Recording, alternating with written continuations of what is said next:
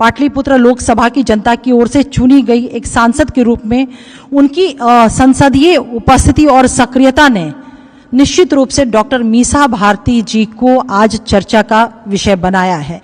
उनकी पार्लियामेंट में, संसद में, चाहे वो राज्यसभा हो या लोकसभा हो, दोनों सभा की अगर मैं बात करूं तो जो उनकी उपस्थिति रही है, उनकी सक्रियता रही है या उनका जो सीरियसनेस दिखा है, वो आज के दिन पाटलिपुत्र लोकसभा की लोग और बिहार की आवाम निश्चित रूप से चर्चा कर रही है। पार्लियामेंट में उनकी आवाज देश को सिर्फ 4 बार ही सुनने को मिला है, 4 बार ही उनकी आवाज गूंजी है। 3 बार शपथ ग्रहण समारोह में, 2016 में एक बार और 2022 में, और एक बार श्री बीके हरिप्रसाद जी के उपसभापति चुनाव में मात्र वो करीब 2 सेकंड के लिए ही उन्हें सुनने को मौका मिला है, जो कि श्री हरिवंश प्रसाद जी के सामने वो हार गए। 50% डॉक्टर श्रीमती मीसा भारती जी की उपस्थिति पार्लियामेंट में मात्र 50% ही रही है, जो राष्ट्रीय औसत जो हमारा है किसी भी पार्लियामेंट्रियन की उपस्थिति का पार्लियामेंट में वो 80% का है और बिहार का 82% का, 82% का है।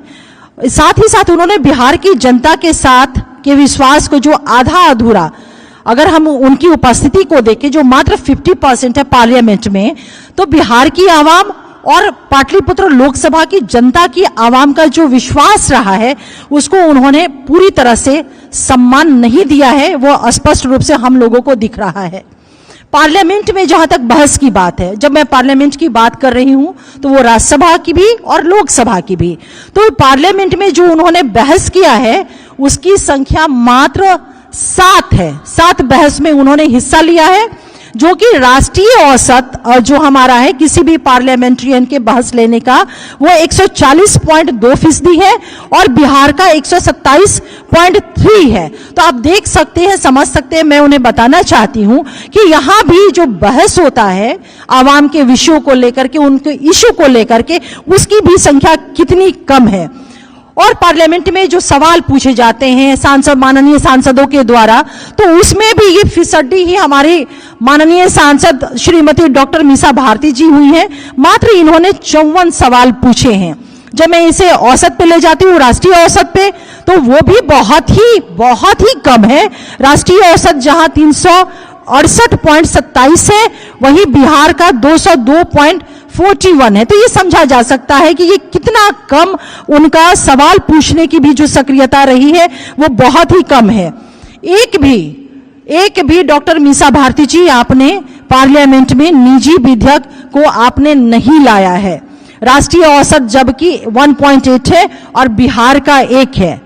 साथ ही साथ पाटलिपुत्र लोकसभा की माननीय सांसद डॉक्टर मीसा भारती जी ने एक भी, जब मैं कहती हूं कि एक भी नहीं, तो उनकी जो विधायी रुचि है वो बिल्कुल शून्य के तौर पे हमें स्पष्ट तौर पे देखने को मिलता है, क्योंकि उन्होंने एक भी सवाल नहीं किया। तो उनकी रुचि जो है बिल्कुल ही नगण्य है और शून्य है।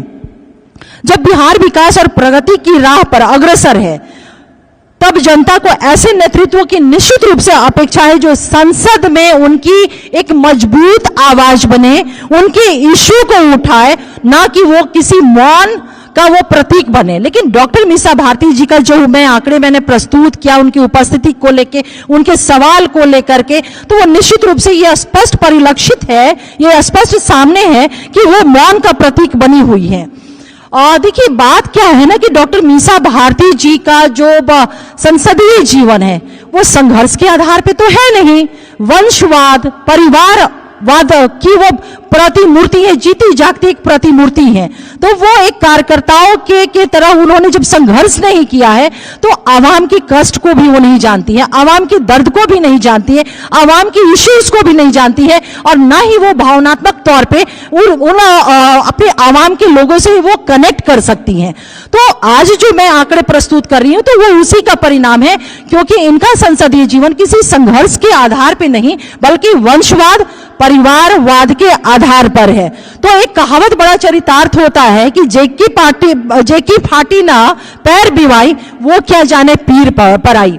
तो मैं पुनः एक बार पाटलिपुत्र लोकसभा क्षेत्र की माननीय सांसद राष्ट्रीय जनता दल के राष्ट्रीय अध्यक्ष श्री लालू प्रसाद यादव जी की सुपुत्री जी को उनके जन्म दिवस के अवसर पर उन्हें मैं हार्दिक बधाई देती हूं और शुभकामनाएं करती हूं कि आने वाले समय में जो समय उनका बचा है संसदीय जीवन का, वो पाटलिपुत्र लोकसभा के आवाम के की जो उनकी पीड़ा है, दर्द है, उनके इशू है, निश्चित रूप से वो कनेक्ट करेंगी, वो करना चाहिए और संसद में एक मजबूत आवाज उन्हें बनना चाहिए। इसी शुभकामनाओं के साथ कि फिर से वो पाटलिपुत्र लोकसभा के लोगों की उदासीनता का वो प्रतीक, उदासीनता रूपी वो सांसद के रूप में ना हो करके एक संवेदनशील सांसद के रूप में वो स्थापित हो सकेंगे। पुनः एक बार उन्हें जन्मदिन की हार्दिक बधाई और ढेर सारी शुभकामनाएं। बहुत बहुत धन्यवाद।